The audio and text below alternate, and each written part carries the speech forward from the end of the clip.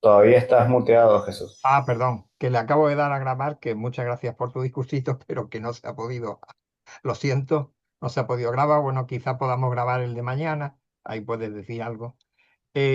O ahora, después cuando terminemos. Bueno, vamos a empezar entonces con Raúl Ricardo Alfonsín, conocido normalmente sin el segundo nombre, ¿no? Raúl Alfonsín y ya está, a secas. Y empezamos con lo que sería la política. Vamos a ver que yo tengo varias cositas aquí para que podáis, que luego os voy a pasar al grupo. No sé si estáis en el grupo, no estáis, si dejáis de estar. Este tipo de fichas, esta no hace falta, no sé si le hace falta a alguno, se la puedo poner, ¿no? No pasa nada. En principio yo quería aclarar cómo llega Alfonsín al poder, que esto está fuera de lo que digamos de la explicación del libro, pero que también haría falta. O sea, existen unas elecciones por fin, ¿no? Después de un periodo de, digamos, una dictadura militar, y entonces en 1983 es elegido presidente él, aquí lo tienen, ¿no? Con un 51,75% de las personas que fueron a votar.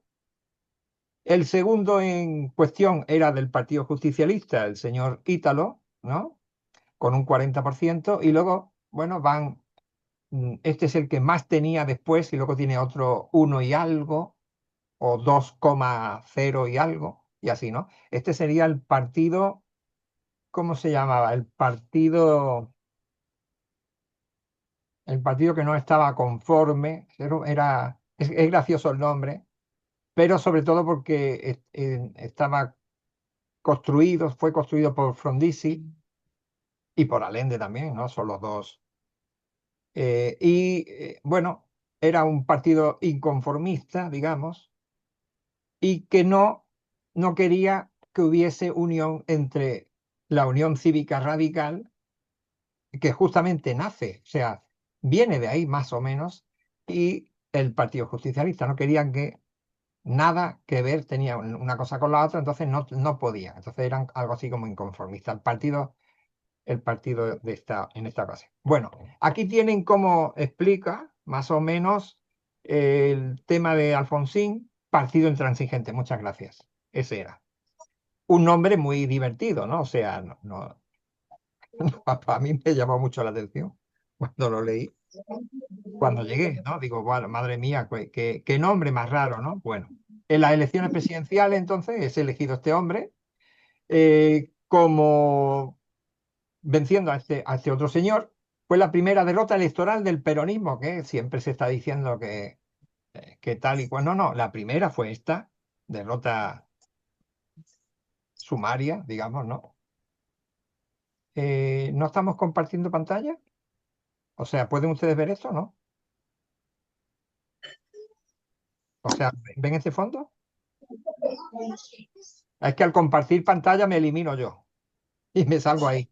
Pero ahora vamos a compartir pantalla porque tengo varias cosas más. Entonces, esto es un simple. Después de una serie de golpes de Estado, vamos a ver, un momentito. Bien. Después de una serie de golpes de Estado, claro, si yo me pongo aquí ya se ve todo, ¿no? Bien. Ahí lo pone clarito. Entonces, llega por fin estos comicios que, como les dije, tiene de base el texto constitucional o la Constitución de 1957, y ahí dice exactamente que el presidente solamente puede estar 6 años, ¿vale? Y sin reelección, que es lo que luego se va a cambiar en 1994, y por eso existe ese pacto entre Raúl Alfonsín y Carlos Saúl Menem, ¿no? Bueno, eso era más o menos, claro, van a surgir varios problemas. Uno de ellos, claro, era el tema de la hiperinflación, pero ese va a ser el último, ¿no?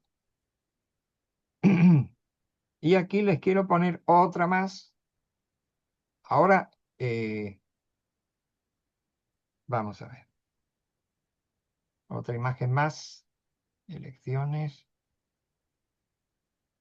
así. Este otro que también les puedo pasar por el WhatsApp del grupo, que serían toda la serie de eh, ministros que tuvo la oportunidad de tener este gabinete, el gabinete del profesor. Sí, es lo que estoy diciendo. Sí, sí. Y luego fíjense que cuánto cambio en 6 años, ¿no? O sea, en menos de 6 años, porque él ya pactó en 1994 de las, de las, de los efectos que tuvo ese pacto fue que Raúl Alfonsín no llegó a terminar su mandato y que tampoco va a ser sustituido por su vicepresidente, sino que va a ser directamente sustituido por el presidente candidato, ¿no? Que había sido electo en las últimas elecciones, que había sido Menem. O sea, esto yo creo que es una especie de primicia en, en la historia constitucional argentina. No recuerdo otro caso igual. Es más, hacer una reforma para que un presidente fuese, la de 1994, fuese doblemente elegido, o sea, reelegido después, tampoco había ocurrido, ¿no? O sea, es una etapa donde van a ocurrir muchas cosas nuevas. Bien. Después, o sea, ahora sí vamos a hacer el share. Les voy a poner aquí para compartir, ¿vale? A ver si, supongo que ahora pueden ver esto, pueden ver el PowerPoint. ¿Alguien puede contestar? Si lo veo o no. Hola. Bueno, no, no. Se ve, profe. Ah, bien, muchísimas gracias.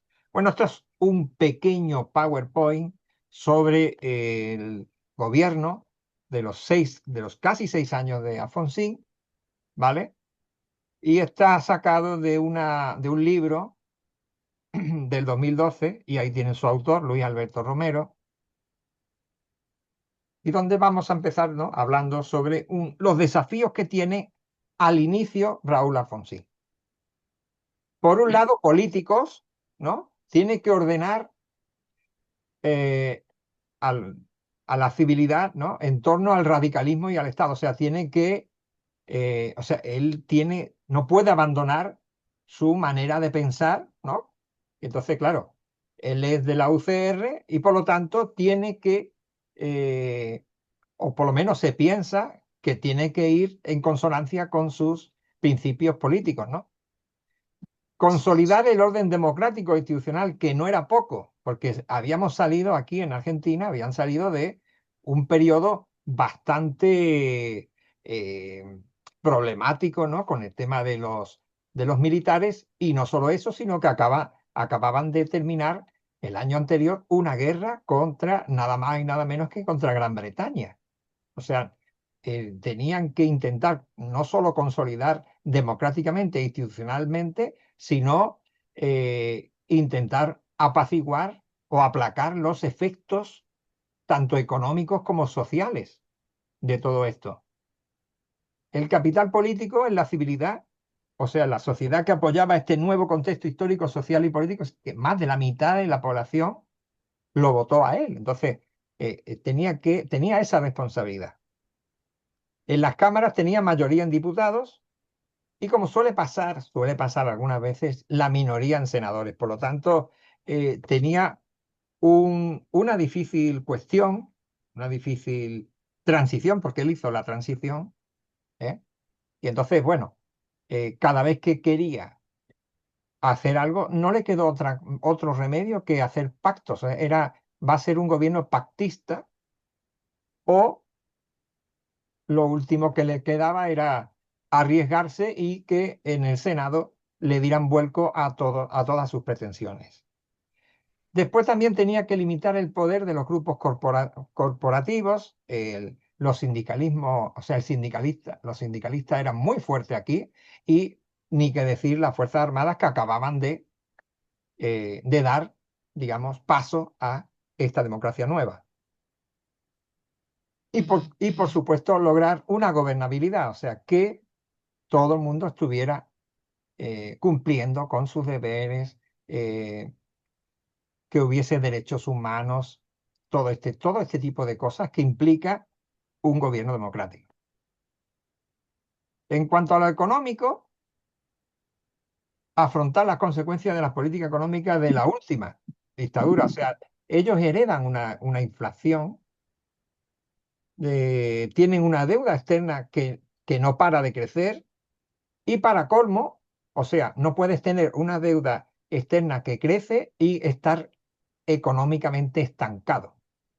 ¿Por qué? Porque no se va a poder pagar nunca, ¿no? No van a poder salir nunca de ese pozo. Entonces, era un riesgo y era unas políticas económicas que tenían que asegurar esto, ¿no? Que ese estancamiento económico se pudiera mover hacia adelante, claro. Por otro lado, hubo crecimiento de la miseria. ¿Se me oye? Es que aquí me pone cualquier cosa, me pone. Me pone que no tengo conexión. Bueno, el crecimiento de la miseria en la sociedad, bueno, se dio y además tenía, note que también tenía que negociar con los grupos económicos más concentrados que tenían capacidad de presionar al gobierno también, ¿no?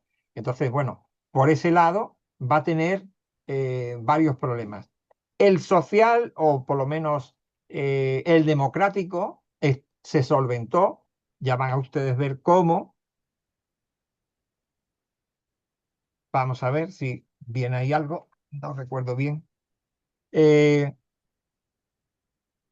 entonces ahí vamos a tener aspectos políticos, el poder del Estado y la civilidad. Bueno, nuevo escenario de la política cultural distinto al decenio del 70.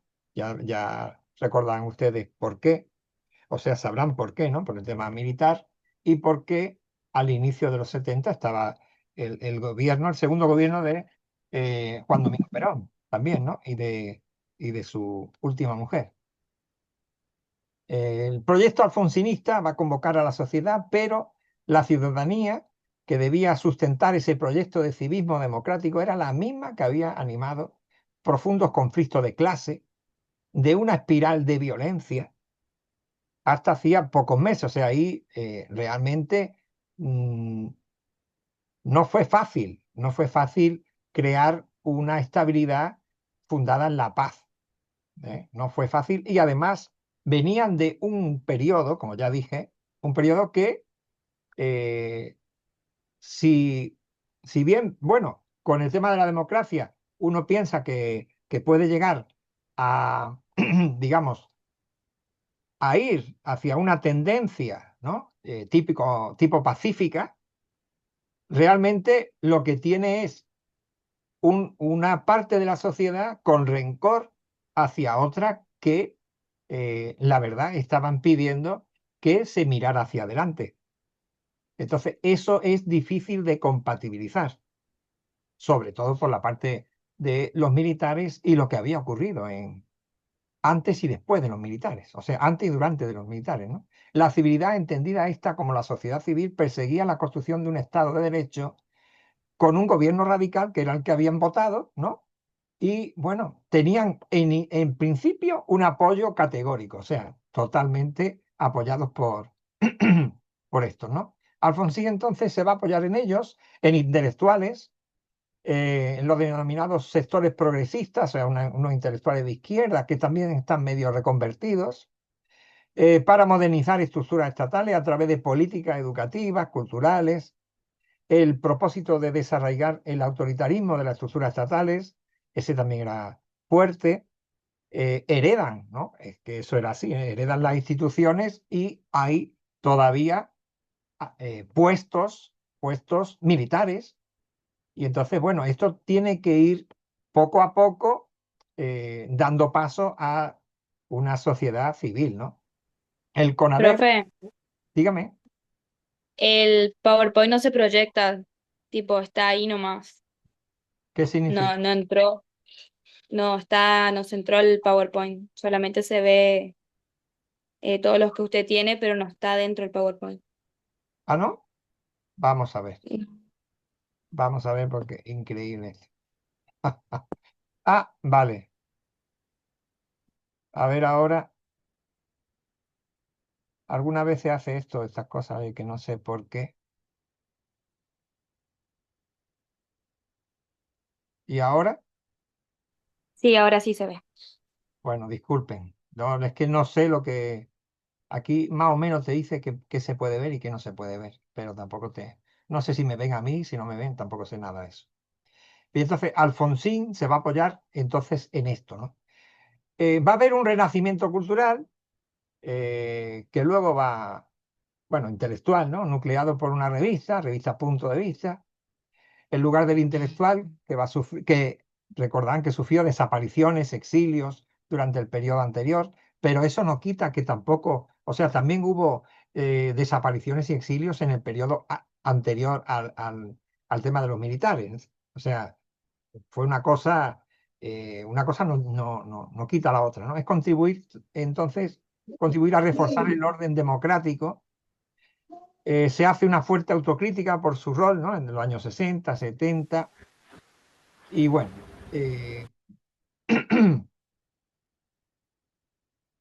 esto de la teoría de los dos demonios es una cosa que, bueno, el poder de las corporaciones, ahora les paso este PowerPoint.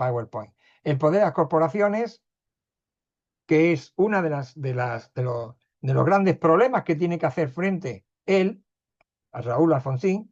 En el primer caso, negaba los delitos de la dictadura porque para ellos era una especie de guerra justa y constituían un desafío porque las Fuerzas Armadas son una institución del Estado. O sea, ¿cómo va a conciliar, se puede conciliar con este nuevo esquema democrático?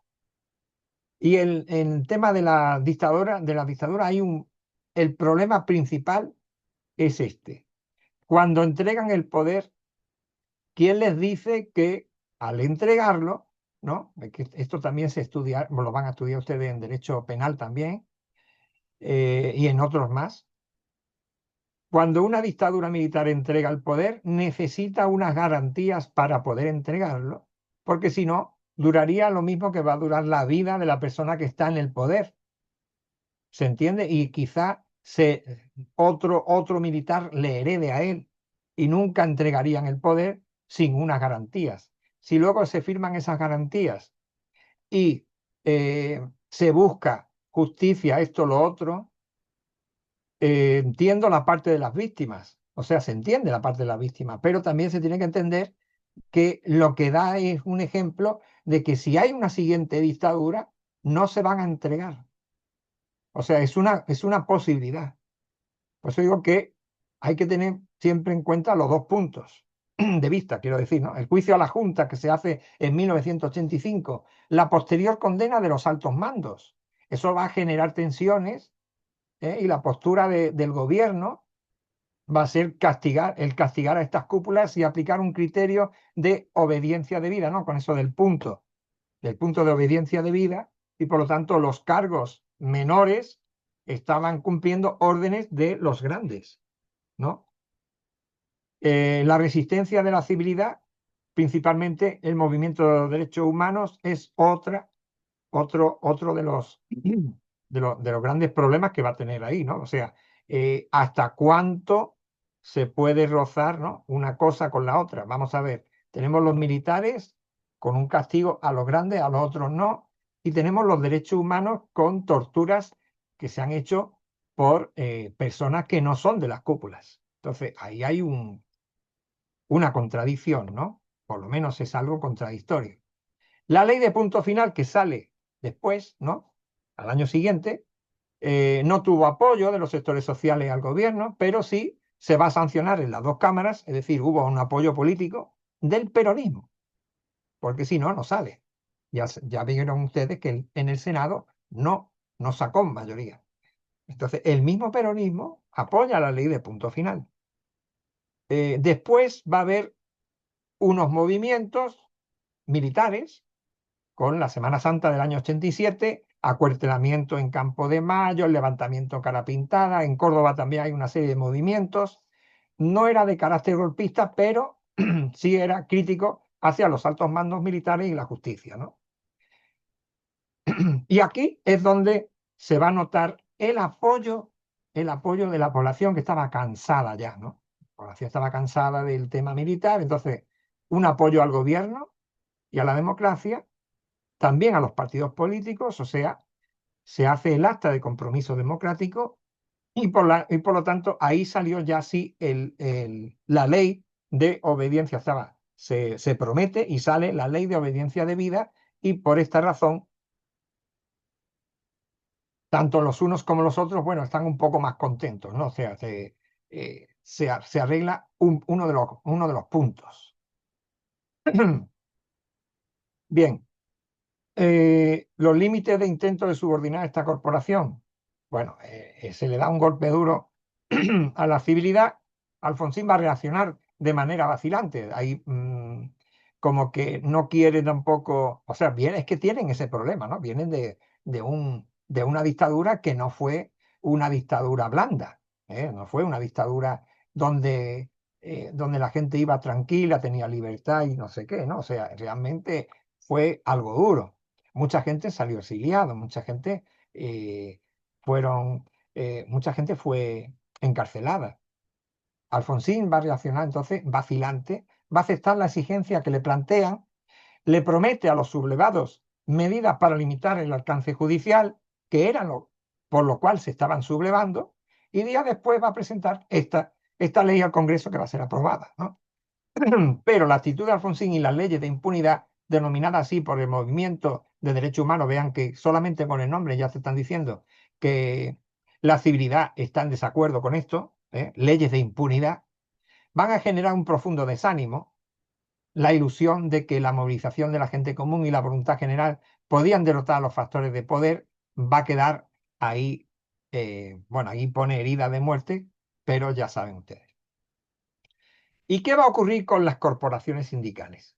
Bueno, va a haber una debilidad relativa, ¿no? Por desarticulación durante la dictadura, que, bueno, ya saben ustedes que sindicales y dictadores no comulgan. Entonces, bueno, a no ser que hubiese una dictadura, o sea, ¿cómo se llama esto? ¿Cómo se denomina? Se llama un sindicato vertical. Entonces sí, ¿no? Pero eso ya es otra historia. La dictadura y la derrota peronista en las elecciones del 83, bueno, eso también hace desarticular un poco los movimientos. Hay un intento de normalización de los sindicatos ya para el año 85, que justamente coinciden con esos movimientos de los militares, sin poder implementar la ley que los reformaría y equivalía a la predominancia, o sea, que va a predominar las viejas estructuras sindicales ligadas al peronismo. O sea, el peronismo va a estar ahí fuerte en los sindicatos. Y ahora, entre el año 84 y el 88, va a haber, o sea, en 4 años va a haber 13 paros generales de la CGT, que eso, vamos, un país normal no lo aguanta. O sea, ahí se presionó al gobierno expresando el descontento social en un contexto económico. El intento del gobierno de contrarrestar este poder sindical del peronismo con los 15, bueno, va a abandonar luego de estos la derrota de la elección del año 87, ya que previamente obtuvieron beneficios. Bien, ¿qué pasa con la Iglesia? La Iglesia, que es tan importante o era tan importante en la época de 1853, cuando se hizo la Constitución. Cuando vean la Constitución, que la van a tener que ver, ¿no? La van a tener que leer, verán que en el preámbulo y en algunos artículos aparece la Iglesia y también aparece Dios. Entonces, no es algo que no importe a la sociedad. Al principio, no va a ser explícitamente opositor a la Iglesia, entre otras cosas porque no es un gobierno así tipo comunista, ¿no? O sea, son la UCR, que son un poco de derecha o centro derecha, aunque la jerarquía eclesiástica va a recelar desde los principios de las investigaciones por las violaciones a los derechos humanos, que inevitablemente mostraría su involucramiento en el plan represivo. Ya ven entonces que era lo que preocupaba a los eclesiásticos. Rechazaron los juicios a los militares, proponían una reconciliación, o sea, borrón y cuenta nueva. También se van a encargar de fustigar a esta democracia nueva, en cuyo espíritu progresista veían signos de avance de inmoralidad. Claro, el tema del progreso va ligado algunas veces con ideas de izquierda que no comulgan mucho con la iglesia, ¿no? Entonces, algunas sí, otras no. Entonces, estaban viendo en ese espíritu progresista un cierto avance de inmoralidad. Para ellos, claro. Sin embargo, en la medida que el gobierno llevaba a cabo políticas de modernización de Estado, se incrementó un conflicto, ¿no? El conflicto punto culminante con la ley de patria potestad compartida en el año 85 y sobre todo con la ley del divorcio vincular. Ninguna de estas dos le gustó a la iglesia. Entonces, bueno, ahí se limita al gobierno en el Congreso Nacional Pedagógico y, bueno, no gustó a la comunidad eclesiástica ninguna de estas dos leyes, ¿no? Sobre todo la segunda, eso de que haya un divorcio, menos, ¿no? En cuanto a aspectos económicos, no me quiero meter porque los aspectos económicos los podemos dar mañana, así que vamos a ir de nuevo hacia atrás. Voy a ver. Tenemos esta, no sé si la ven. ¿La ven?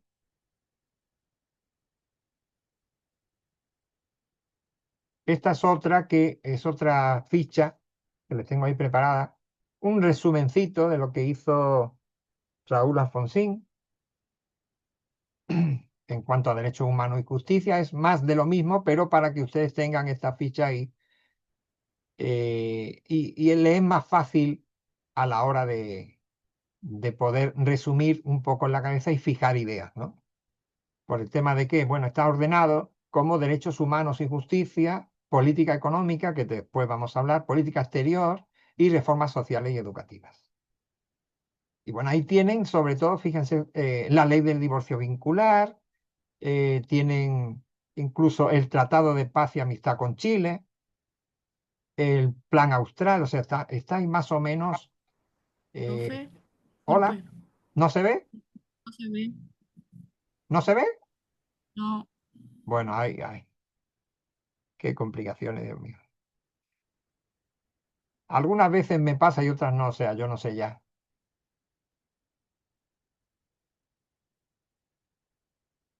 Sería esto, que ahora sí ven, pero me ven conmigo, o sea, lo ven conmigo delante. Y el tema sería que ustedes pudieran verlo y no verme a mí. Ahora no sé. ¿Se ve ahora? Sí, se ve, profe. Ay, menos mal. Bueno, esto es un resumencito, ya les estaba diciendo, de 4 puntos. No, 1, 2, 3, 4, ahí está. Derechos humanos y justicia, política económica, política exterior, reformas sociales y educativas. Entonces, ahí pone Alfonsín resumido, ¿no? Se llama la... Y más o menos son los puntitos interesantes respecto a su política social y su política económica. Vamos a ver. Entonces ahí sí que podemos volver. A ver, no sé si pueden ver esto. ¿Ustedes pueden ver algo? Hola. ¿Ven contexto Se, histórico? Hola. se ve el PowerPoint que estaba hoy nomás. ¿Ah, sí? Madre mía. Bueno, espérense un momentito que ya voy a ponerle lo que yo estoy. Ah, no, así no se pone.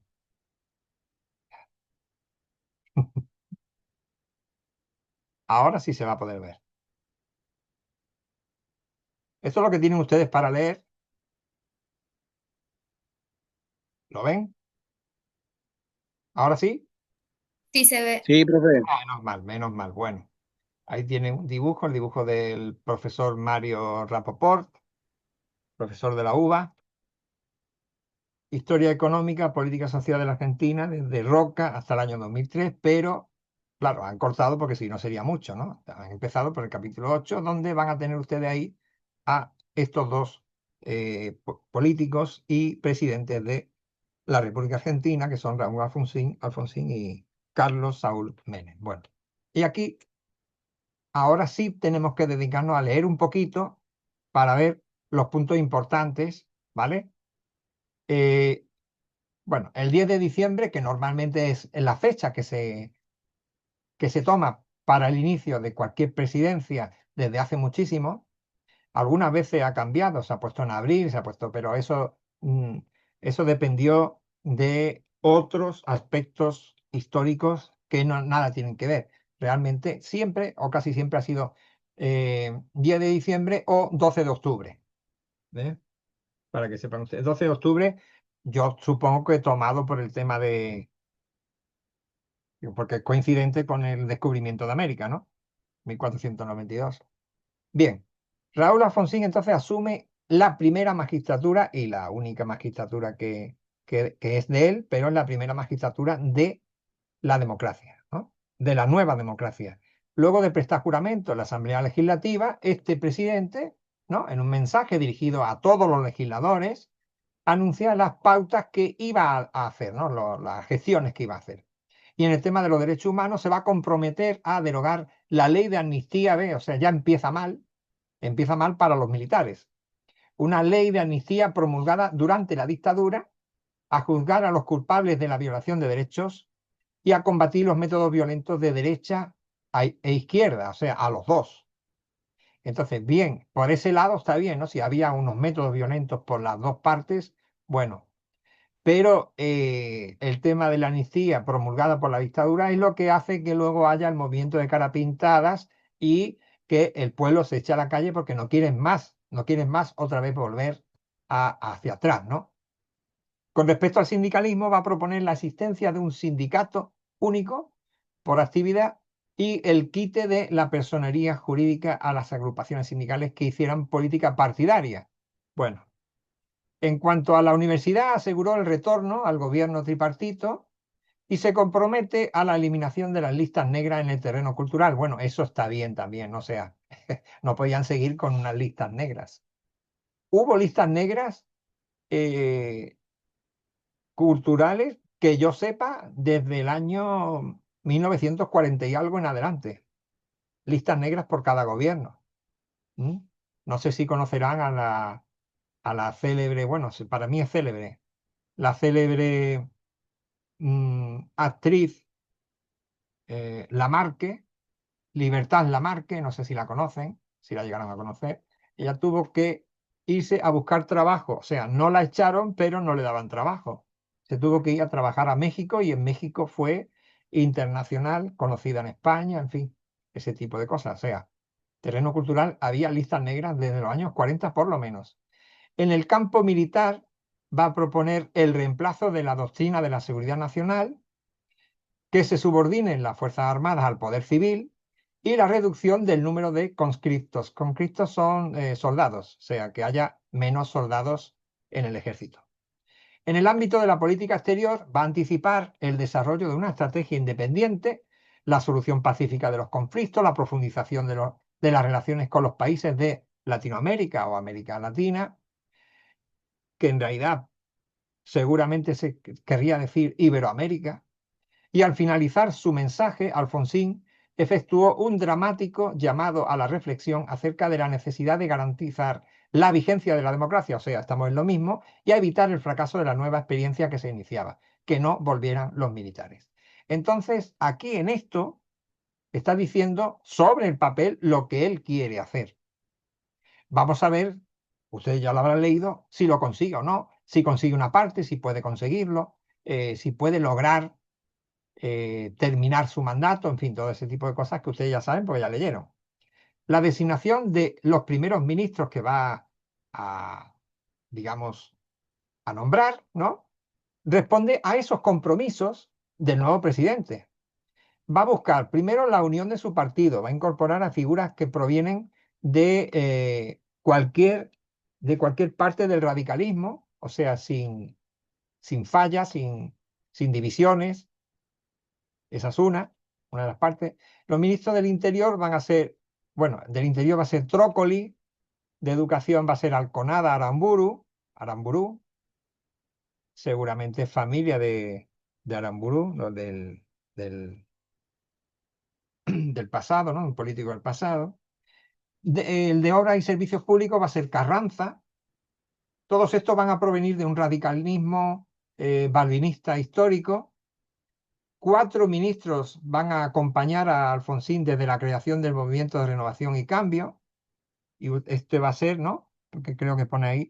Sí, el de la cartera de defensa va a ser Borrás. El de Economía va a ser Greenspoon, perdón. El secretario general de la presidencia va a ser Germán López. Entre las figuras nuevas, pues van a aparecer un ministro, el ministro de Trabajo. Todo eso lo van a tener ahora en la ficha esta de ministros, que va a ser Muki. Y el de Relaciones Exteriores, Dante Caputo. Y el de Salud Pública y Acción Social, un médico, que es lo lógico que haya al frente de Salud Pública, ¿no les parece? Un médico, que va a ser un médico sanitarista, Aldo Neri. El 15 de diciembre, o sea, 5 días después de agarrar, ¿no? de presentarse como presidente, ¿no? En el balcón con los actos y todas estas cosas, el gobierno crea la Comisión Nacional sobre la Desaparición de Personas, el CONADEP. Bueno, esto ya es algo que remueve el pasado. Está bien que lo haga, pero remueve un poco el pasado, la cual se va a encargar de investigar las violaciones a los derechos humanos, con atribuciones para recoger información en todo tipo de entidades, incluidas, ¿no? las Fuerzas Armadas. Sus investigaciones, las conclusiones respectivas debían presentarse en un informe al Poder Ejecutivo. Bueno, después, porque no vamos a insistir mucho en el tema del CONADEP, en septiembre del 84, acompañada por una manifestación, ahí está, de 70.000 personas, esta comisión va a presentar un informe al presidente que luego va a ser publicado con el título Nunca más. En el mismo se van a recoger 8.700 denuncias de desaparición y se describen 340 centros de detención clandestina, con una lista con 1.300 personas comprometidas en la represión. Bueno, entonces este texto va a condenar 2 extremismos, aunque va a realizar un exhaustivo análisis del terrorismo de Estado, ¿vale? Que no es lo mismo que una organización haga una cosa que la haga el mismo Estado. Entonces, bueno, señalando que a los delitos de los terroristas las Fuerzas Armadas respondieron con un terrorismo infinitamente peor, bueno, que el combatido, porque desde 1976, o sea, antes del 76, existía otro tipo de terrorismo de izquierdas, contaron con el poderío, la impunidad del Estado absoluto, secuestrando, torturando, asesinando a miles de seres humanos. Bueno, al día siguiente, dentro del Ministerio de Interior, se va a crear la Secretaría de Derechos Humanos y en ese mismo mes, una iniciativa del ministro de Defensa va a contar con el apoyo de gran parte de la población. Borrás, que era el que estaba, ¿no?, ordenó que el Consejo Supremo de la Fuerza Armada instruyera un juicio contra los integrantes de las 3 primeras juntas militares del proceso de reorganización nacional, o sea, las cúpulas. Esto es lo que estábamos hablando antes. Bien, en otro orden de cosas, la norma, bueno, va a establecer la posibilidad de que las sentencias de los tribunales militares fueran revisadas después en una segunda instancia, pero por justicia civil. Bien, la medida va a resultar ejemplarizadora en toda América Latina, porque vieron, no sé si sabrán, que en toda América Latina cada 2 por 3 hubo, sobre todo siglo XX, bueno, también en el siglo XIX, algunas tentativas y algunos gobiernos militares, y entonces, bueno, pocas veces había juzgado a los militares golpistas. Sin embargo, la marcha de estos procesos a cargo de la justicia militar va a ser lenta y por eso el gobierno va a decidir al año siguiente, casi un año, el pasaje de la causa al fuero civil. Se va a comprometer a juzgar a los jefes guerrilleros a mediados de febrero del 84 ya, y el gobierno va a cursar a su similar del Brasil, ¿no?, un pedido de extradición de dirigentes montoneros que habían huido allí, ¿no?, o se habían establecido exiliados. El mismo va a involucrar a Firmenich, detenido por la policía del país vecino, y a Fernando Vaca, ambos dirigentes que habían cursado en noviembre del año anterior una carta abierta al presidente donde hacían una especie de autocrítica de algunos aspectos de su accionar del pasado y se comprometían a respetar la democracia. Bueno, entonces ahora o después, durante la campaña electoral, el radicalismo había denunciado estas prácticas antidemocráticas de las organizaciones gremiales y ya en el gobierno, temiendo la oposición frontal, ocurren estas cosas.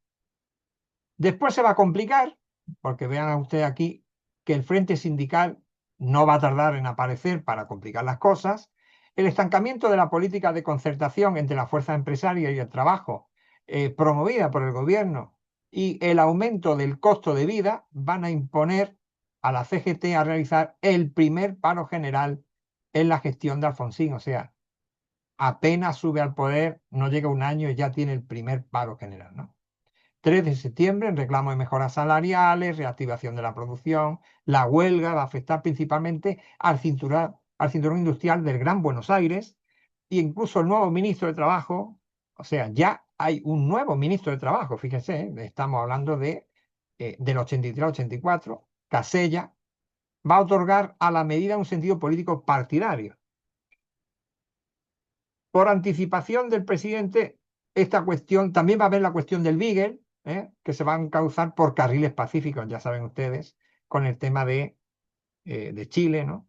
A 5 años del veredicto papal, el gobierno va a decidir la aceptación de esa resolución, los militares no lo habían hecho, y esta actitud va a provocar reacciones desfavorables, ¿no? La conducción oficial del peronismo, la derecha nacionalista e incluso sectores de la izquierda van a rechazar esta decisión. No tiene casi a nadie a favor, solamente los de UCR y, compañeros suyos, ¿no? De inmediato el Poder Ejecutivo va a anunciar la realización de una consulta popular no vinculante para ver qué ocurre con la opinión popular sobre esto del acuerdo con Chile. Entonces, ahí, acompañado el oficialismo con los intransigentes, que recordarán ustedes que eran esos del partido, ¿no? Del partido intransigente, también por el comunismo, por la democracia cristiana, o sea, son variados, son variopintos, partidos provinciales también, sectores peronistas, encabezados por el gobernador de La Rioja, Menem, que es el que luego va a salir de presidente. Se va a pronunciar a favor de la aceptación de la propuesta papal. O sea, primero estaban todos en contra y después aparece una amplia mayoría muy diversificada que está a favor de esta cuestión. El peronismo, el movimiento del socialismo y el Partido Obrero van a postular la abstención, mientras que la derecha se va a manifestar por el voto negativo y, sin embargo, el electorado en noviembre del 84, justo un mes antes de cumplirse el primer año de mandato, se va a pronunciar mayoritariamente a favor de la aceptación de la propuesta de Juan Pablo II. 4 días después se va a firmar en el Vaticano los tratados que ponían fin a la cuestión. Fíjense ustedes que todos estos movimientos sociales, todo esto que hemos dicho ahora, estaban en contra y el pueblo estaba a favor. O sea, esto dice mucho en la época, ¿no? En esta época y en cualquier época, que el pueblo no siempre está muy a favor de sus representantes, porque fíjense que estaban las principales fuerzas cívicas estaban en contra y el gobierno, o sea, el pueblo votó a favor. Luego de un año en el que no se cumplieron los presagios sobre la estabilidad del régimen constitucional, ahí en 1985 es un año difícil, ¿no? En marzo se va a ratificar la prisión rigurosa de esos miembros integrantes de las primeras 3 juntas militares que gobernaron desde marzo del 76 y que siguen vivos, claro, los muertos no. Y se confirmaron los miembros de la Cámara Federal encargados de procesarlos a ellos, ¿no? Van a estar los jueces, ahí tienen los nombres: Alessio, Lavedra, Torlasco, Arslanian y Valerga Araoz y Ledesma. Esos son los jueces encargados de juzgar a los excomandantes. El juicio, que se va a empezar en abril, va a provocar reacciones de todas las maneras posibles, ¿no? O sea, en el seno de las Fuerzas Armadas, recelo. En las entidades defensoras de los derechos humanos, reservas, porque No saben si realmente va a ser efectivo o no va a ser efectivo este proceso judicial o va a ser, como dirían en España, una pantomima, un teatro, ¿no? No obstante, era indudable la expectativa generalizada que tanto a nivel nacional como internacional despertaba este juicio, porque era uno de los pocos juicios que habían ocurrido. O sea, yo creo que era la primera vez que pasaba esto, o a lo sumo la segunda. A lo largo del proceso, las declaraciones de víctimas, familiares de desaparecidos, van a ir poniendo en evidencia que esta represión y estos métodos era una cosa grande, no era una cosa baladí. La defensa de los ex jefes de las Fuerzas Armadas va a argumentar carácter político del juicio, tratando de invalidar su legitimidad jurídica, intentando demostrar que existía una guerra en cuyo marco debían justificarse estos actos y estas medidas de las juntas. Finalmente, el 9 de diciembre, justo un día antes, ¿no?, de cumplirse el año, la Cámara dio a conocer, bueno, los 2 años, perdón, dio a conocer su fallo y las sentencias. Se dictamina culpable Videla, Masera, Viola, Lambruschini, Agosti y Galtieri. Esto va a imponer una prisión perpetua a los dos primeros, Videla y Masera, y va a sentenciar a los demás a 17 años, o sea, a Viola 17, a Lambruschini a 8, a Agosti 4 y medio. Los restantes 4 fueron absueltos. Se fundamenta su veredicto en, bueno, los camaristas van a señalar que las órdenes fueron verbales, que los operativos y las detenciones eran encubiertas y que las demás fuerzas legales no debían interferir, que las personas aprendidas, ¿no?, o sea, agarradas, secuestradas, no eran puestas a disposición de la justicia civil ni militar, salvo en contados casos, que no se debía dar información sobre las detenciones ni siquiera a los jueces, y que los apresados permanecían en lugares de detención de cuarteles militares o que dependían de estos mismos cuarteles. O sea, hubo una moderación del fallo y esto va a generar opiniones encontradas, o sea, unos a favor y otros en contra. El radicalismo va a defender la decisión de la justicia, mientras que desde la izquierda se va a cuestionar porque les parece que las penas son leves. Si con el juicio se había intentado cerrar un capítulo sombrío de la historia, bueno, en realidad ya eso daba pie, estaban dando pie a que no ocurriera, no ocurriera ese cierre. A fines de abril del 85, Alfonsín va a reunir en la Plaza de Mayo a la multitud. Habían circulado rumores de descontento en el frente militar y el mismo presidente va a denunciar la existencia de amenazas golpistas. La UCR va a convocar una movilización en apoyo del gobierno. La iniciativa, bueno, fue positiva, ¿no?, por diversos sectores políticos, perdón, entre los que se contaban la Renovación Peronista, incluso el Partido Comunista, pero claro, eran por el enemigo en común, ¿no? Los concurrentes aguardaban un discurso presidencial de censura al golpismo, pero se van a encontrar con una pragmática invocación a llevar adelante una economía de guerra. Algunos de los sectores convocados van a abandonar la plaza en mitad del discurso presidencial, porque no se hace mención de lo que les ha llevado allí. De hecho, el presidente va a preparar el marco para el lanzamiento del Plan Austral, que ya vieron el billete, pergeñado por el nuevo ministro de Economía, Surruil, ¿no? Este señor es el del Austral y que ya va a ser, creo, recordar, el segundo ministro de Economía, me parece. En tanto, la CGT va a determinar la realización de un plan de lucha. Imagínense, ¿no?, reclamando contra el deterioro del salario real, o sea, más huelgas generales, ¿no?, y el incremento de la desocupación. El 23 de mayo, otro paro y una concentración en la Plaza de Mayo. En ese acto, Ubaldini va a contestar al presidente, quien había motejado de llorones, o sea, que le había puesto el mote de llorones a los dirigentes de la CGT, desatando una polémica donde, bueno, va a haber una serie de improverbios verbales de un lado y otro, y a partir de la cual el dirigente de la Central Obrera se va a ir transformando en el principal adversario político del presidente. A principios de noviembre hubo elecciones para la renovación de diputados nacionales. Los resultados fueron satisfactorios para UCR, si bien el porcentaje va a ser inferior, ¿no? O sea, va a estar en el 43. Ustedes vieron que era un 51, o sea, ya ha bajado 8 puntos. Logra derrocar al justicialismo, que tenía 41 en el anterior, en la mayoría de las provincias, incluso en los bastiones peronistas, y ganar una banca en la Cámara de Diputados. Por su parte, el peronismo va a bajar al 34, tenían un 40, no sé si recordarán, de los votos y perdió 9 bancas. Mientras se van a producir avances de ese partido extraño, el partido intransigente de Allende y de la Unión Centro Democrático de Alsogaray. Los primeros van a ganar 3 bancas y, bueno, los sucedistas 1. Las elecciones legislativas van a ratificar el éxito inicial del Plan Austral y la pérdida de sufragios, bueno, por parte del oficialismo en un año complicado para el gobierno, no había alcanzado niveles alarmantes. Bien,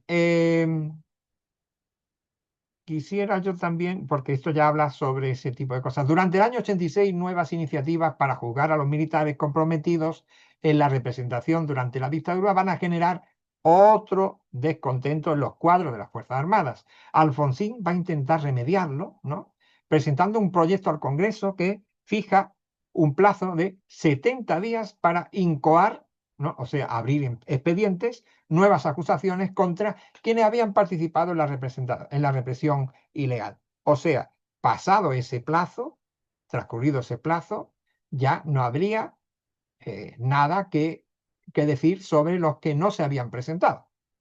Solo podrían ser juzgados quienes hubieran huido del país o cometido hechos criminales que afectaran a niños también.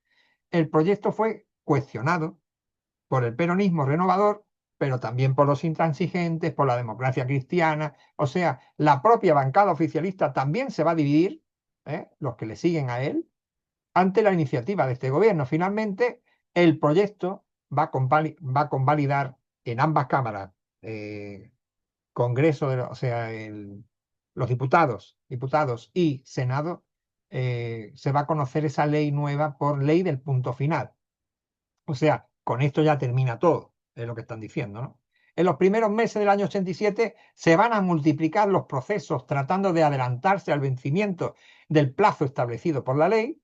Y bueno, las acusaciones comienzan a recaer sobre oficiales subalternos, lo que va a incrementar la disconformidad entre los oficiales jóvenes. Y este sector consideraba que, según el Código de Justicia Militar, los oficiales superiores eran responsables de los actos de sus subordinados y afirmaban que los altos mandos no hacían nada para defenderlos. El orden jerárquico en el ejército va a quedar en el colapso. En abril, un oficial de esa fuerza se va a negar a comparecer en la Cámara Federal de Córdoba, se va a refugiar, ya dije que ocurrió también cosas en Córdoba, se va a refugiar en una unidad del tercer cuerpo del ejército y, bueno, pronto va a lograr la solidaridad de un teniente coronel que va a ser conocido porque es Aldo Rico, personaje conocido, que se va a sublevar a la escuela de infantería, va a sublevar la escuela de infantería de Campo de Mayo, y eso es lo que se va a denominar levantamiento de los cara pintada. Ustedes habrán visto quizá alguna película donde, bueno, se pintan la cara de así un poco oscura, algo negro aquí, algo... Y bueno, por eso se le llamaba cara pintada. Son oficiales nacionalistas, fundamentalistas, pone aquí, durante la Semana Santa.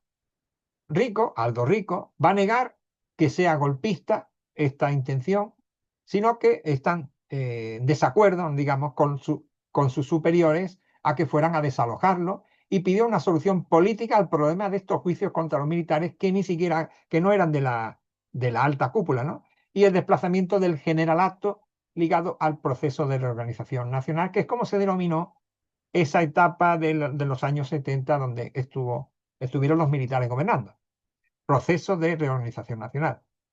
Bien, entonces la sociedad civil va a reaccionar contra estos sublevados. Una multitud va a respaldar a Alfonsín y, bueno, va a tener el apoyo con un acto multitudinario el 19 de abril en Plaza de Mayo, mientras que los mandos militares no se mostraron dispuestos a acatar estas órdenes de reprimir a los sediciosos, poniendo en evidencia, sedicioso significa que son rebeldes, poniendo en evidencia la fragilidad del control ejercido por el gobierno sobre las Fuerzas Armadas. Bueno, entonces lo que ocurre es que se anuncia a la multitud que la crisis ha terminado con la rendición de los insurrectos, porque se van entregando gracias a que vieron estos que tenía el presidente el apoyo del pueblo todavía.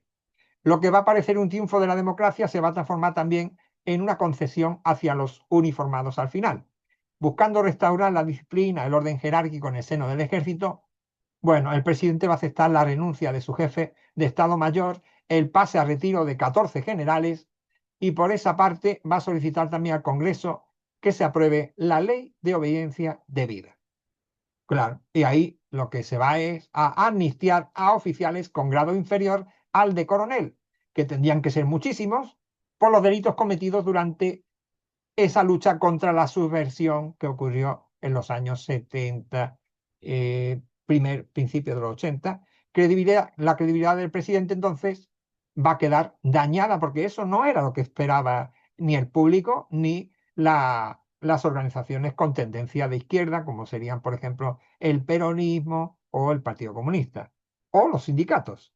La elección del 6 de septiembre del 87 va a constituir un test decisivo para el gobierno. Se eligen legisladores, se eligen gobernadores. El peronismo renovador va a triunfar. Ya saben ustedes que cada 2 años hay una serie de votaciones. No importa que aquí ven que el presidente son 6 años. Bueno, 83 se elige, 85 hubo elecciones, que ya hemos hablado de ellas, 87 vuelve a haber elecciones. Entonces ahí hay un test decisivo para el gobierno. O sea, vamos a ver qué es lo que ocurre ahí. El peronismo renovador va a triunfar en la provincia de Buenos Aires, consagrando, o sea, eso era como una especie de palanca, consagrando la fórmula Cafiero, que era el que se presenta con Menem después, ¿no? Y Macaya. El triunfo peronista abarca a otras 16 provincias, mientras que la UCR solo va a ganar en 2, en Córdoba y en Río Negro. Por otra parte, el radicalismo va a perder la mayoría de la Cámara de Diputados, lo cual era malísimo para Alfonsín, porque ya tenía la minoría, o sea, no tenía mayoría en el Senado, ahora tampoco en la Cámara de Diputados. El gobierno radical está descalificado por el voto popular y va a comenzar a perder el rumbo, o sea, no se sabe para dónde tiene que tirar para recuperarse, ¿no? Nuevos episodios van a poner a prueba la solidez del gobierno. En enero del 88, otra vez Aldo Rico, ¿no?, que había huido del lugar donde había estado detenido, y eso era un peligro, va a sublevar a las tropas en Monte Caseros, aquí en la provincia de Corrientes.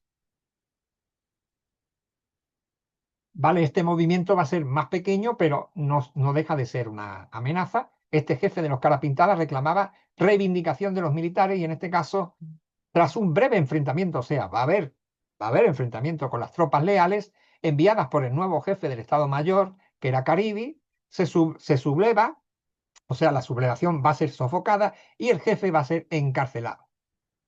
Inicio del 88, vamos a tener un coronel que tiene ascendencia islámica, Mohamed Ali Zaineldin, considerado el mentor ideológico de los carapintadas también.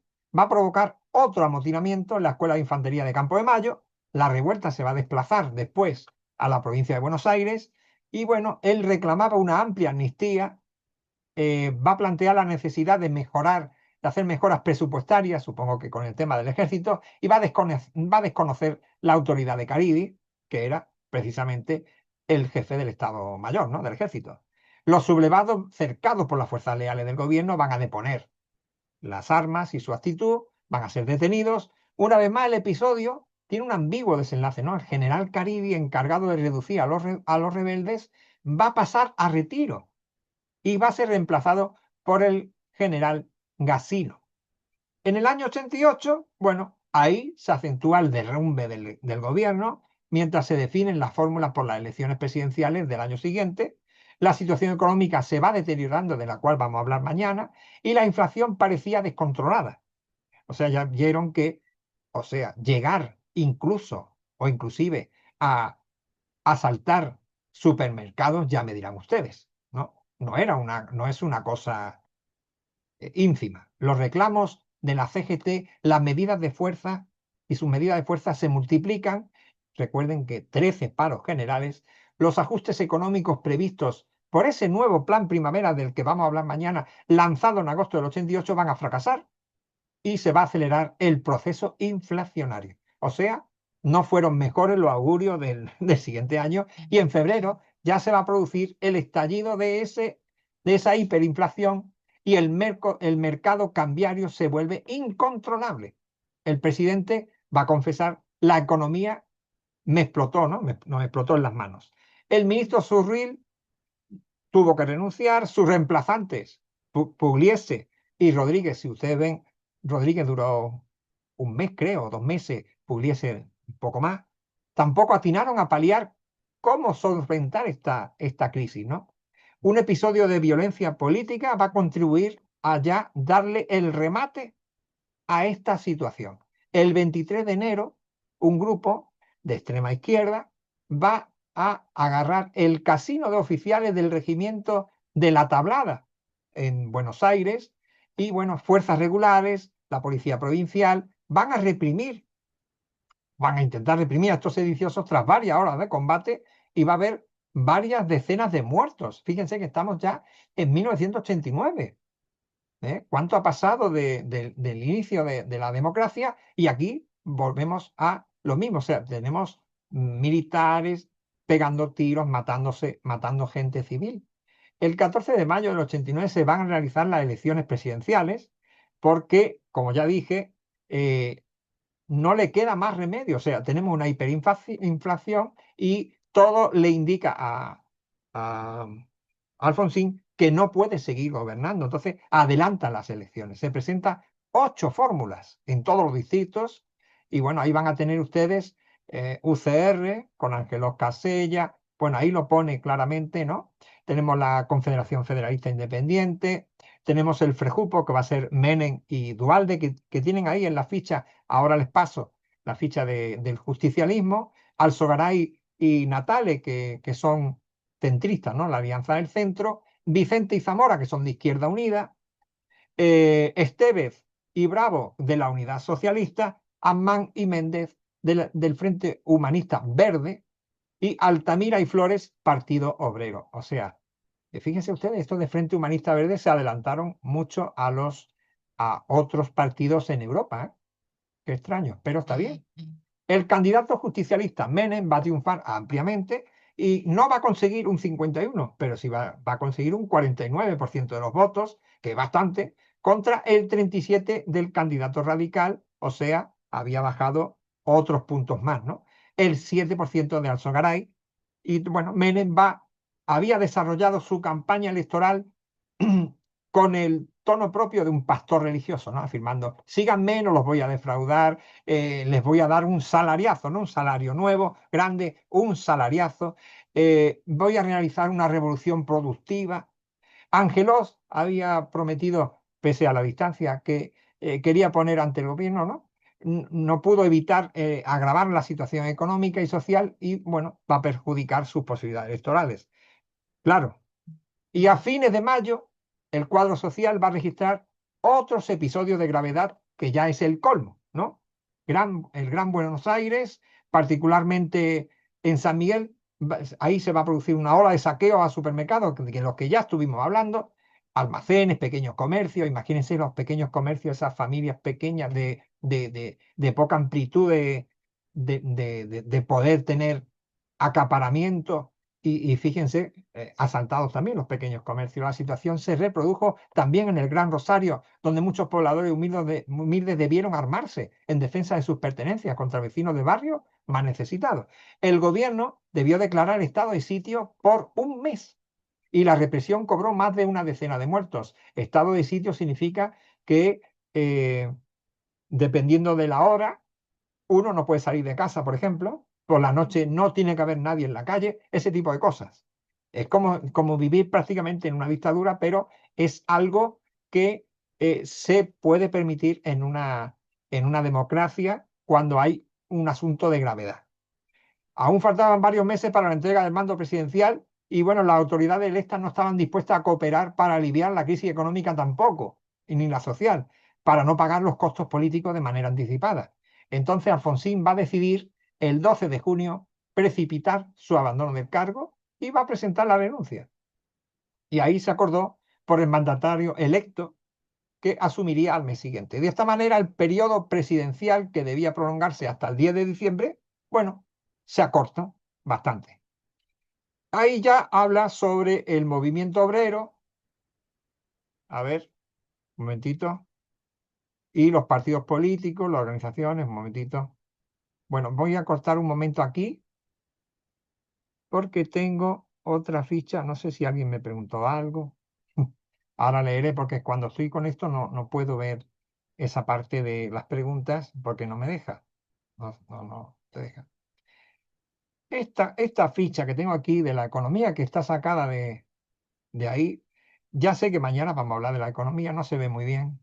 Va, qué lástima. Bueno, voy a ver si puedo verla yo por lo menos. Vale, yo sí puedo ver. Bien, ahí, aunque ustedes no vean, hay unos indicadores macroeconómicos y están desde el año 80 al 89, ¿no? Entonces, durante el tema de la dictadura, que hasta el 83, va a haber una baja de PBI, que llaman ustedes, ¿no? De Producto Bruto Interior o Interno, que va a estar aproximadamente en un 12% menos. O sea, en el año 83, terminando el año 83, hay un 12% menos de PBI que en el año 80. En vez de haber más, hay menos.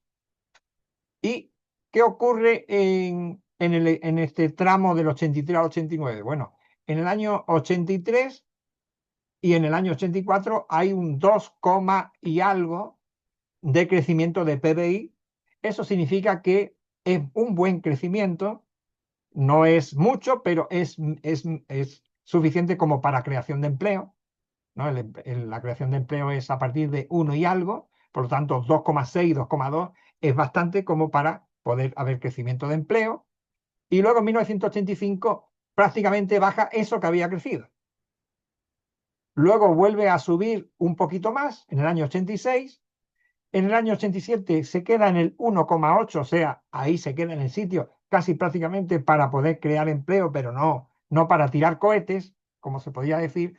Y ya lo van a ver ustedes en la ficha, en los 2 últimos años hay un descenso de aproximadamente un 7,5% más de PBI. O sea, que se llega con un PBI al año 89 bastante tocado del ala, como se podría decir, en economía, ¿no? O sea, muy al aire, queda todo muy al aire y entonces eso y la hiperinflación hace el resto. Por eso es que todo ese tema es bastante interesante. Son las 10:36, ¿vale? Entonces ahora vamos a ver un, un preguntero por si a ustedes les interesa, no sé si les interesa. O si tienen alguna pregunta. ¿Tienen ustedes alguna pregunta? Aquí sí, parece que tienen alguna. Hola, no escucho el audio, no me digas. Ah, no, pero eso era al principio, vale. Vale, se ve, profe, sí. Bueno, entonces no hay. Les puedo poner un preguntero que lanzó un. Bueno, está bien. Lanzó un grupo y podemos ver, ¿no? Porque en estas cuestiones, la verdad que no hay que mirar, como ya dijo Augusto, no hay que mirar situaciones políticas ni ese tipo de tonterías, porque lo que se busca es ayudar al alumno a que ingrese. Entonces, ¿qué me importa a mí que uno sea de izquierda, de derecha o de centro? No me interesa. A mí lo que me interesa es que vosotros o las personas que sean entiendan el tema y luego, claro. Bueno, a ver, una pregunta, a ver. Profe, buen día. Hola, Eh, sí, se cruzan varias versiones, si fueron 13 paros generales o 14. Estos dicen 14, pero no es la se te segunda vez que oye, escucho. perdón, no se te oye mucho o yo no te estoy oyendo bien. A ver, voy a Sí, quitar mi audio, voy a quitar mi audio. ¿se escucha? Sí, que es la segunda vez que escucho que dicen que fueron 14 paros generales. 13, perdón, la segunda vez que escucho. Pero en los textos que nos anunciaron dice que son 14 paros generales. Por eso quería saber.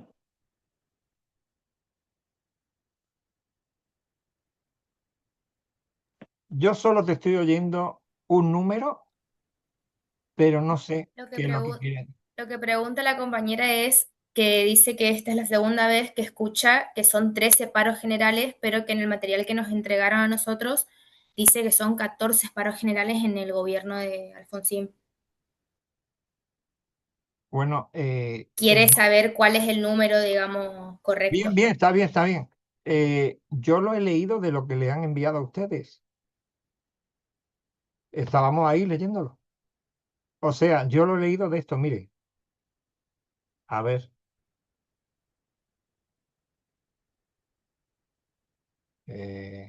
No, no es aquí.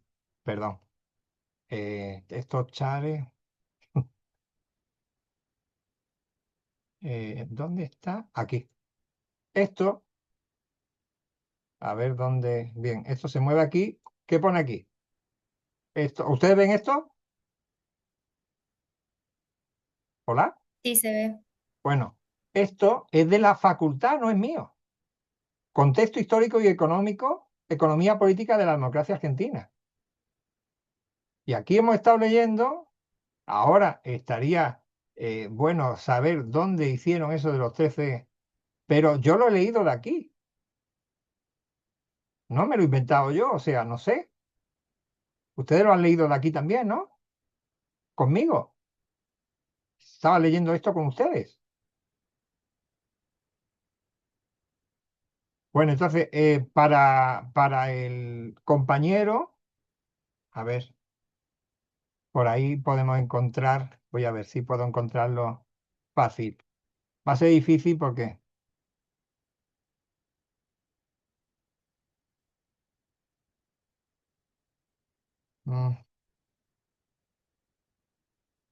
Bien, ahí tenemos un paro general. El primer, bueno, esto es antes, no, esto es mucho antes de lo que yo estaba diciendo. A ver si aparece. Aquí pone 14, habré leído mal.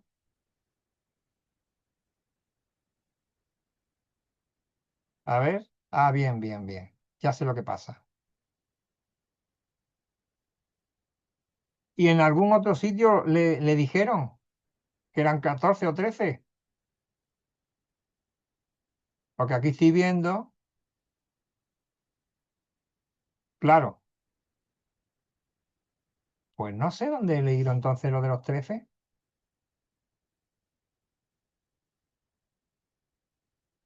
Porque entonces no lo hemos leído.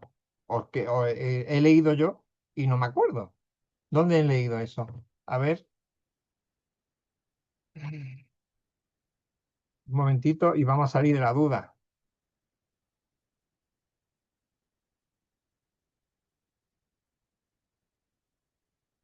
Bueno, ahora me sale 42 paros generales que hay desde el año 83 hasta hoy, pero eso no me interesa.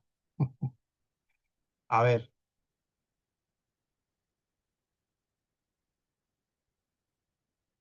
Raúl Alfonsín, entre 1983 y 1989, sufrió 13 paros generales. Habría que mirar, porque es cierto que eso es una pregunta que puede molestar. O sea, que te puede entrar perfectamente en un preguntero, justo porque es fácil de poner sí o no, o un número, tacharlo. Tiene todo que sea numerito y cosas así, es fácil. O sea, por ejemplo, ¿cuándo fue el movimiento de las caras, de los caras pintadas? Y si y le pueden poner 3 años y es fácil de hacer una pregunta así. Entonces, todo que sea número y fecha. Entonces, ahora voy a buscar cuáles son esos 14 paros y se lo voy a decir, se lo voy a poner mañana en la próxima reunión. Vamos a hablar de eso un segundito y después vamos a ver si son 13 o 14 para ver de uno en uno yo y los cuento. Pero si ustedes buscan en internet les va a aparecer 13. Por eso digo. Bien. es posible que se haya equivocado el autor o me esté equivocando yo. No pasa nada. Bien, ¿hay alguna otra pregunta? Ve, es que hay otros materiales que manifiestan 13 paros, claro. Yo he leído esto en algún sitio, no es que no me lo estoy inventando. Bien. Entonces, ¿hay alguna pregunta? Porque esto significa, o sea, para redondear, ¿no? Tenemos esto aquí, tenemos las fichas, a ver si tenemos otra, porque tenemos un poquito más de tiempo. Los dos primeros presidentes, los ministros. Bueno, aquí tenemos, por ejemplo, de nuevo los ministros que se ven, ¿no? Ustedes ven los ministros, ¿no? Yo los veo. Verán que este, por ejemplo, como yo decía, está 1 mes y medio, ¿no? Este va a estar 1 mes y medio va a estar. Y este, como incluso, sí, 1 mes y medio. Y este, bueno, va a estar poco, marzo, abril, mayo. O sea, este está 1 mes y medio también. O sea, es la economía en esa fecha, vuelan los ministros porque el problema no lo pueden arreglar. No se puede arreglar. Entonces, bueno, por ahí intentan y nada más. Cuando implementan el tema de los australes, bueno, ahí ven que hace que se pueda estirar un poco, que esto, lo otro, pero ya vieron cómo estaba la economía. Ya sé que no la han visto porque yo se lo estaba diciendo y no la estaban viendo porque la ficha no se veía bien. Pero se puede intentar ver que el PBI, al final de este, digamos, de estos 6 años de lo que estamos hablando, no ha crecido mucho, por no decir no ha crecido. Entonces, ¿cómo va a ser? O sea, ustedes imaginen, ¿no? ¿Cómo va a ser que un país, o sea, los trabajadores de un país, ¿no? Aumentan, porque la población aumenta. Entonces, la población aumenta, el PBI no sube, no puede ser un muy buen indicativo. ¿Se entiende? O sea, si aumentan el número de trabajadores, tiene que aumentar el número de PBI. No es que el PBI, si el PBI decrece, es que la economía es muy mala, muy mala. Tiene grandes problemas la economía porque no puede ser esto. O hay una crisis enorme, cosas así. Ustedes verán a lo largo en la materia de economía política cómo sucede estas cosas, ¿no? O sea, si el PBI se estanca, es que la crisis está mal. O sea, la crisis está mal, perdón. El trabajo está mal, la economía está mal. Si no solo se estanca, sino que baja, está peor. Está mucho peor. Entonces, no es normal que el PBI no suba. No es normal. Tiene que subir, aunque sea un porcentaje ínfimo. ¿Por qué? Porque la población sí sube. Al subir la población,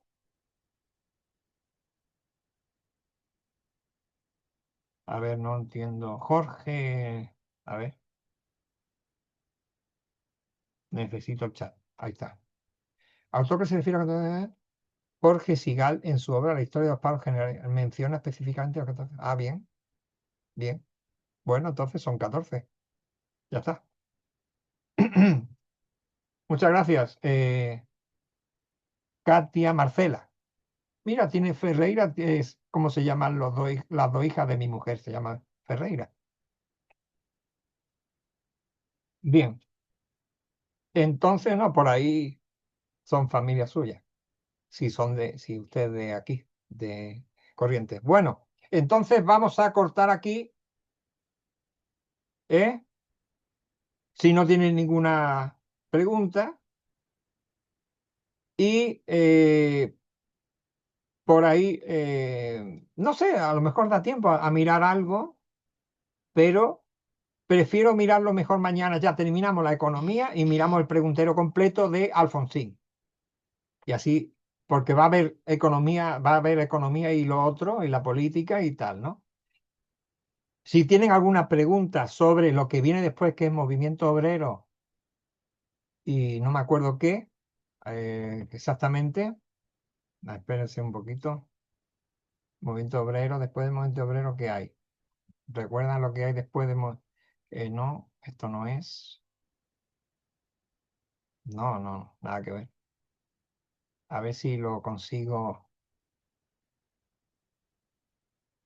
Bueno, mañana vamos a dar la economía y las relaciones con el exterior de Alfonsín. Organizaciones empresariales y partidos políticos. Entonces, mañana voy a hacerles 2 fichas sobre esto, ¿vale? Y, o sea, para mañana les voy a pasar 2 fichas sobre esto y hablamos sobre la economía y las relaciones exteriores. Y ahí le damos carpetazo a Raúl Alfonsín, ¿vale?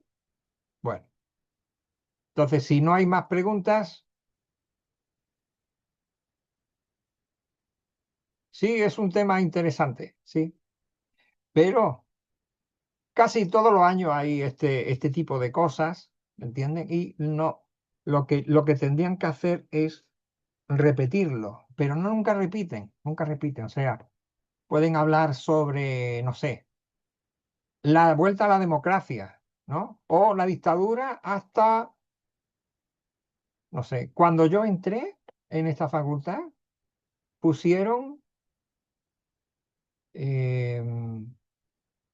gobiernos militares o no, gobiernos militares no. La evolución política, fíjese, la evolución política desde 1983 o un poquito antes hasta casi ahora, pero no de Argentina. Pusieron de Argentina, de Chile, de Brasil, de Paraguay, de Uruguay, de Bolivia, todo un conglomerado, o sea, si ustedes ven que tenemos mucha información aquí sobre Alfonsín y Menem, agárrense a todo lo que había de información sobre países de los cuales, bueno, se sabe uno algo, pero era demasiado, ¿no? O sea, era demasiado para entrar en una facultad. Bueno, en fin, está bien porque son cosas nuevas, aprende uno mucho y bueno, va a ver, mientras que no sea como la otra. Bueno, es broma. No vayas a preguntar algo sobre la prehistoria indígena de aquí porque no sé mucho. Si va por ahí, quiero decir. A ver, pregunte. Ustedes sí saben cuántas preguntas son, ¿no? Las del examen, ¿o no? Eso sí saben, ¿no? O sea, ¿cuántas son las que se dedican a historia? Yo pienso que aproximadamente 20 preguntas de historia, un poco menos de organización jurídica, derecho, y mucho menos de lógica también. Es así, va. Pero la primera principal es de historia. A ver, un momento, que no estoy.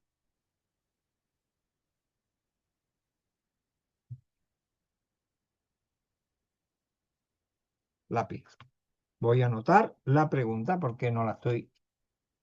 Agradecemos sinceramente. No leo la pregunta. Aquí está. ¿Por qué la UCR, por qué en la UCR está Eduardo Angelov, ¿no?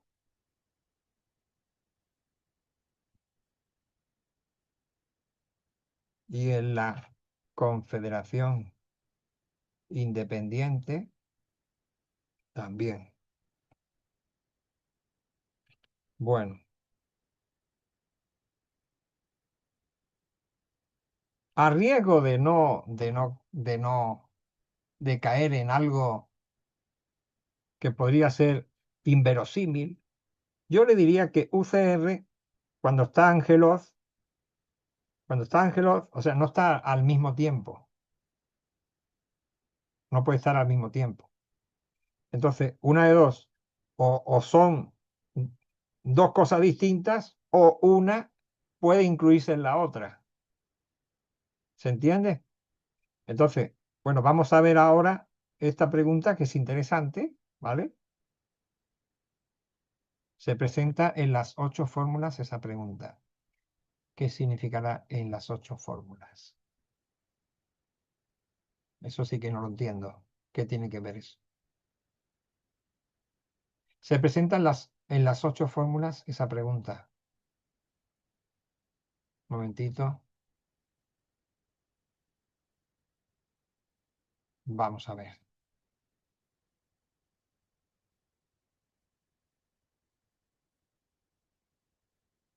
Que es un político que, bueno, ya falleció, parece, ¿no?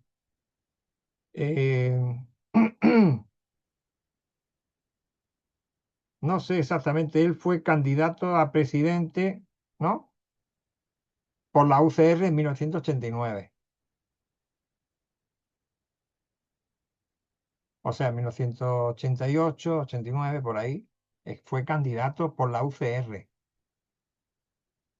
Pero bueno, habrá cambiado en algún momento, porque aquí todos cambian. No sé si vieron que muchos políticos abrazan una manera, otro. Siempre más o menos la misma línea, pero no tiene por qué tampoco. O sea, pueden tener uno que se pase a UCR y otro que se pase al peronismo, porque la política es así, o sea, no. Pero igual esto que me está diciendo no es, no es peronismo. Quiero decir, está bien la pregunta.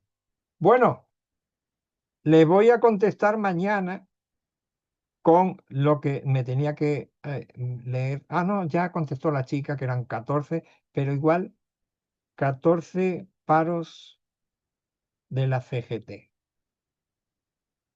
Me interesa verlo porque si lo pone aquí el señor profesor Mario Rapoport, debe ser cierto. ¿Ven? Pero, como ya les digo, si en otros ponen 13, habrá que ver por qué puso 13. Porque a lo mejor tiene otro criterio y le parece que uno no es. Pero voy a ver las dos y mañana le digo si es 13 o 14. Igual, si aquí pone 14, pongan 14 en el examen porque ellos se van a regir por lo que pone aquí, no por lo que ustedes piensen. Esa es otra cosa que tienen que aprender aquí en la facultad. Si están hablando con un profesor, sí, porque las personas pueden dialogar, ¿no? Pero lo que pone en un manual, pone en un manual. Si no le ha dado tiempo a hablar con el profesor en una clase, en una cursada, en lo que sea, y bueno, es que aquí pone esto y aquí pone aquello, bueno, eso sí, pero si no les dio tiempo a hablar con un profesor y ustedes creen que eso está mal, no pueden contestar lo que ustedes piensan sobre eso, porque bueno, sí puede ser, no lo sé, porque luego hay un periodo en el que te enseñan, te muestran el examen y tú puedes, bueno, pero quiero decir que ¿para qué arriesgarse? ¿No? Si ahí pone 2 veces o 3, que son 14 paros generales, bueno, pues 14 paros generales, ya está. Que luego va a ser que por otro tipo de criterios no sean 14, sino que sean 13, no importa porque realmente si ahí ponen el texto 14, son 14. Y ustedes tienen que contestar 14. Si es que esa pregunta se hace, ¿vale? Bueno, entonces ahora sí que vamos a terminar porque yo prometí 2 horas, no sé a qué hora empezamos tampoco, empezamos más tarde, pero no sé si tienen alguna pregunta más. Si tienen alguna pregunta más, es bueno porque así me la anoto aquí, ¿vale? Y podemos contestarla mañana. ¿Tienen alguna preguntita más? No sé si está... Augusto no está. Bueno. Ustedes no se pongan nerviosos para el examen. Vayan leídos. No sé. No sé si está la película de cualquier cosa. Vayan a ver una película o mírense una película ahí en su casa. Entre lectura y lectura, vean alguna cosa entretenida, divertida, para un poco, digamos, refrescar la cabeza, ¿eh? Algo que les entretenga. No que estén todo el día viendo películas, pero sí cada 4 horas, 5 horas que ustedes estén estudiando, no sé qué ritmo es el que necesitan o el que pueden tener. Sí, bueno, yo les recomendaría un montón.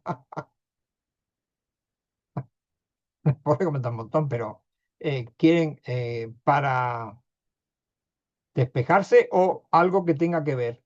Porque si algo que tiene que ver, no sé, pueden ver varias que hay del cine argentino relacionadas con la dictadura, con la democracia, con estos periodos de economía, como por ejemplo, creo que se llama el Pico Dulce o algo así, no me acuerdo bien, una de Lupi, de Federico Lupi. Esa está interesante porque hay personas que viven encima de lo que tienen, más de lo que tienen, en una época particular y que luego va a ocurrir, o sea, eso está fundamentada en hechos que ocurrieron aquí y que tienen que ver con la economía.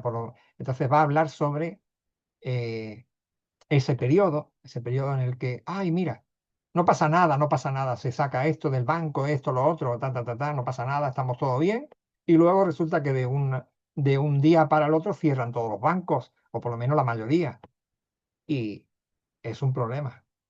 Es un gran problema si tienes dinero en el banco, o un cheque para cobrar en el banco y resulta que cierra el banco. Imagínense. Entonces, bueno, hay una película sobre eso y hay varias sobre esas cosas. Me parece que se llama Pico Dulce, no me hagan mucho caso. A ver, me sale cualquier cosa aquí. No, no, vamos a llamar Dulce y